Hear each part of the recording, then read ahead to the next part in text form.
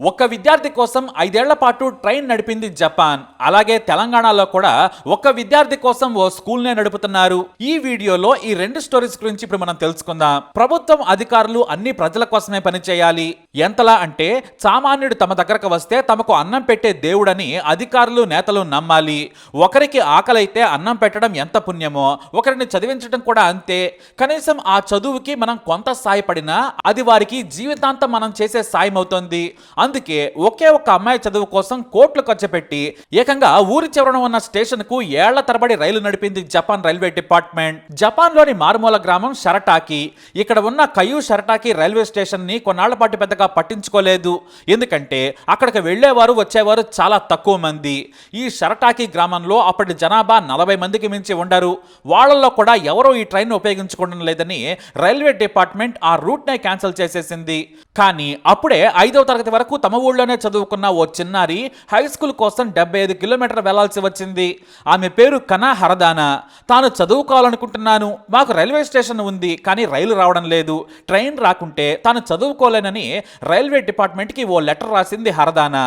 తమ సేవలను వినియోగించుకుంటామంటే మేము మీకు సేవలు అందిస్తాం, మీరు మా సేవలను నిజాయితీగా ఉపయోగించుకుంటామంటే మాకు చాలా సంతోషం, మీరు మీ స్కూల్కి వెళ్లేందుకు సిద్ధంగా ఉండండి, మొదటి రోజు పాఠశాల స్టార్ట్ అయ్యే టైంకి మేము ట్రైన్ ఏర్పాటు చేస్తాం, ఏ టైంకి రావాలి, తిరిగి ఏ టైంకి మీ ఊరికి చేర్చాలో చెప్పండి అని తిరిగి లేఖ రాశారు రైల్వే డిపార్ట్మెంట్ అధికారి.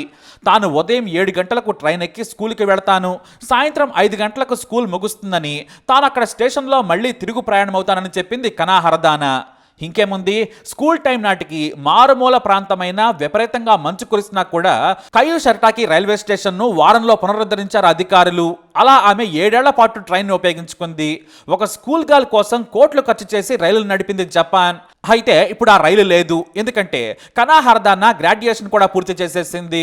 ఆ తర్వాత చదువుకోవాలన్నా కూడా ఆమె దగ్గరలో ఏవీ లేవు. ఉన్న ఉచితంగా హాస్టల్స్ ఉన్నాయి. దీంతో ఆమె తన గ్రాడ్యుయేషన్ పూర్తి కావస్తుందని, మీ సాయంతో బాగా చదువుకున్నానని రైల్వే డిపార్ట్మెంట్కి లెటర్ కూడా రాసింది. తన చివరి ప్రయాణం రోజు కూడా రైల్వే డిపార్ట్మెంట్ కృతజ్ఞతలు చెప్పుకుంది. ఆమె చివరి రోజు స్కూల్కి వెళ్లే వరకు కూడా జపాన్ డిపార్ట్మెంట్ రైలు నడిపింది. ఇక ఈ విషయం కాస్త జపాన్ మొత్తం తెలిసింది.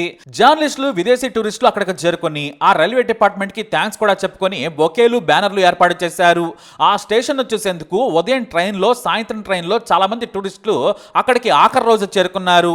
వెల్డన్ జపాన్ రైల్వేస్ అంటూ బ్యానర్లు రాసి, మీ సేవ వెలకట్టలేనిది, ఒక అమ్మాయి చదువుకు మీరిచ్చిన ప్రాముఖ్యతకు మీకు ఏమిచ్చినా తక్కువేనంటూ లెటర్లు రాశారు. మారుమూల ప్రాంతం కావడంతో అక్కడ తినడానికి కూడా ఏమీ దొరకదు. దీంతో వచ్చిన వారి కోసం టీ, కాఫీ, స్నాక్స్ కూడా ఏర్పాటు చేసింది జపాన్ రైల్వే. ఒక విద్యార్థి కోసం ఎంత మంచు కురిసినా పాప స్కూల్ ఒక్కరోజు కూడా మిస్ కాకూడదని ప్రతిరోజు వచ్చేది ఆ రైల్. సెలవుల్లో కూడా ఆ పాపకు అవసరాలు ఉంటాయని ఉదయం సాయంత్రం టైంకి వచ్చి వెళ్లేది. ఆమె చదువు అయిపోగానే ఆ ఊరికి ఆ రైలు చివరిసారిగా వచ్చి వెళ్ళింది. అలా కనా హరదానా తన హై స్కూల్ చదువును పూర్తి చేసింది. అంతేకాదు, ఇలా చదువుకునేవారు ఇంకెవరున్నా సరే మీకు మా సేవలు అందిస్తామని మరో గుడ్ న్యూస్ కూడా చెప్పారు అధికారులు. అలా ఓ విద్యార్థి చదువుకు హెల్ప్ చేసింది జపాన్ రైల్వే డిపార్ట్మెంట్. చాలా గొప్పగా ఉంది ఇది. విద్యార్థులంటే ఆ మాత్రం బాధ్యత ప్రభుత్వానికి ఉండాలి. ఎందుకంటే నేటి విద్యార్థులే కదా రేపటి దేశ భవిష్యత్తుకు మూలం. సరిగ్గా తెలంగాణలో కూడా కేవలం ఒక్క విద్యార్థి కోసం స్కూల్ నడుపుతోంది తెలంగాణ ప్రభుత్వం. ఈ ఏడాది మాత్రమే కాదు, చాలా ఏళ్లుగా. ఆ బడి ఖమ్మం జిల్లా వైరా మండలం నారపునేనిపల్లిలోని ప్రాథమికోన్నత పాఠశాల. ఈ స్కూల్లో 4వ తరగతి చదువుతోంది చిన్నారి కీర్తన. ఇక్కడ టీచర్ ఉమాపార్వతి మాత్రమే ఉంటారు. వీరిద్దరి కథ కూడా చాలా ఆసక్తికరంగా ఉంది. ఎందుకంటే నా చిట్టి తల్లిని ప్రభుత్వ స్కూల్లోనే చదివిస్తాను, నేను కూడా ఇదే స్కూల్లో చదువుకున్నాను, నేను నా బిడ్డను పంపిస్తే కనీసం స్కూల్ అయినా కొనసాగుతుంది కదా అన్నారు ఆ విద్యార్థి తండ్రి నందిగామ అనిల్ శర్మ. అంతేకాదు, నా కుటుంబంలోని వారంతా ఇదే బడిలో చదువుకొని పెరిగాం, మాకు అది బడి కాదు గుడి లాంటిది, నేను పౌరోహిత్యం చేస్తాను, నాకు గుడి ఎలాగో ఈ బడి కూడా అంతే. చాలా మంది నువ్వు కూడా ప్రైవేట్ స్కూల్కి పంపొచ్చు కదా, నీ దగ్గర డబ్బులున్నాయి కదా, పెద్దగా ఖర్చేముందని చాలా మంది అనిల్ శర్మను కూడా అడిగారు. కానీ ఆయన మాత్రం నా కూతురుని సర్కారు బడిలోనే చదివిస్తాను, నా కూతురైనా వెళితే కనీసం బడి కొనసాగుతుందని చెప్పారు ఆయన. అయితే ఆ ఊళ్ళో బడి ఈడి పిల్లలు లేరా అంటే ఉన్నారు. దాదాపు 20 మంది ప్రైవేట్ స్కూల్కి వెళ్తున్నారు. కొద్ది కాలం క్రితం 6 పిల్లలు ఉండేవారు. వాళ్ళంతా గురుకులాలకు వెళ్లడంతో కీర్తన మాత్రమే మిగిలింది. అయితే పిల్లలకు ఇంగ్లీష్ మీడియం చెప్పించాలనే ఉద్దేశంతో తల్లిదండ్రులు ప్రైవేట్ స్కూళ్లకు పంపిస్తున్నారని తెలిసి ప్రభుత్వం 3 ఏళ్ల క్రితం ఇంగ్లీష్ మీడియం మొదలుపెట్టింది. అయినా పిల్లలను సర్కారు బడికి పంపేందుకు ఆసక్తి చూపడం లేదు తల్లిదండ్రులు. తల్లిదండ్రులు. అయినా కూడా ఒకే విద్యార్థిని కోసం బడి నడుపుతున్నారు. అయితే టీచర్ ఉమాపార్వతి మాత్రం ఒక విద్యార్థి కోసం రోజు వస్తున్నారు. తననే నమ్ముకున్న స్టూడెంట్ కోసం సెలవు పెట్టకుండా వస్తున్నానని చెబుతున్నారు ఆమె. ప్రైవేట్ స్కూల్లో చదివించడం స్టేటస్ గా భావిస్తున్నారన్న కమెంట్స్ కూడా వినిపిస్తున్నాయి. 6 ఏళ్ల క్రితం ఉమాపార్వతి ఈ స్కూల్కి వచ్చినప్పుడు 24 మంది విద్యార్థులు ఉండేవారు. 7వ తరగతి వరకు ఉన్న ఈ స్కూల్లో రాను రాను తగ్గిపోయారు. ఇంకొంతమంది గురుకులాలకు వెళ్లిపోయారు. అయినా కూడా ప్రభుత్వం ఈ స్కూల్ని నడుపుతోంది. 3 ఏళ్లకే ప్రైవేట్ స్కూల్కు పంపేందుకు తల్లిదండ్రులు ఆసక్తి చూపుతున్నారు. కానీ తమ గ్రామంలోనే అనుభవం ఉన్న టీచరు, బాగా చదువుకొని ఎంతో కష్టపడి ప్రభుత్వ ఉద్యోగం సంపాదించిన ఉపాధ్యాయురాలు ఉన్నా కూడా గ్రామంలోని తల్లిదండ్రులు తమ పిల్లలను పంపించడం లేదు. వాస్తవానికి ప్రైవేట్ స్కూల్స్లో కంటే ప్రభుత్వ స్కూల్స్లోనే నాణ్యమైన టీచర్లు ఉంటారు. అయినా ఈ పరిస్థితి ఎందుకు వచ్చిందంటే మాత్రం చాలా వరకు ప్రభుత్వ టీచర్లదే తప్పు. ఇక విద్యార్థుల తల్లిదండ్రుల అపనమ్మకం కూడా. ప్రభుత్వ బడుల్లోని టీచర్లు సగం మంది తమ సొంత పిల్లల్లా భావించి బోధన చేస్తారు, కొంతమంది చేయకపోవచ్చు. మరి ఎంతమంది టీచర్లు తమ పిల్లలను ప్రభుత్వ స్కూల్లో చదివిస్తున్నారు?